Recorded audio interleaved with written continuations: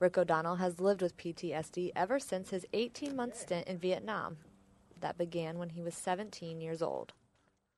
It's mainly depression, but it's also with nightmares, flashbacks.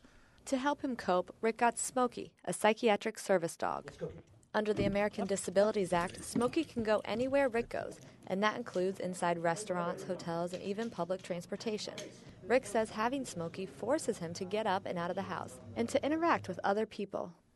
I don't know, it's kind of like protection, confidence, I'm not alone. The use of service dogs for psychiatric disabilities is new, but quickly gaining in popularity, especially among veterans.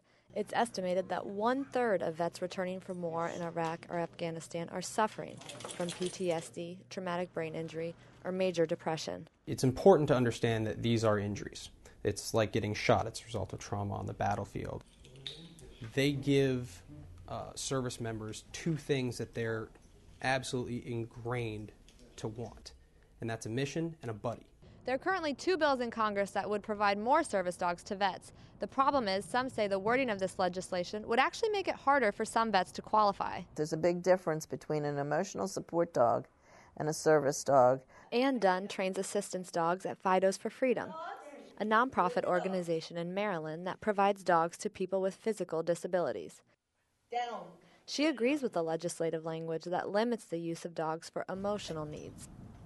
The majority of our clients that need service dogs are either in wheelchairs, walkers, or counterbalancing. Has to be able to pick up things that they drop and bring it back to them. They also help them with dressing and undressing.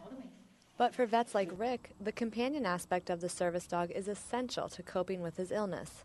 We're still different, but now with a dog, you're kind of like you got a life partner. He doesn't care about PTSD. He just cares about taking me for a walk, and what he's going to eat.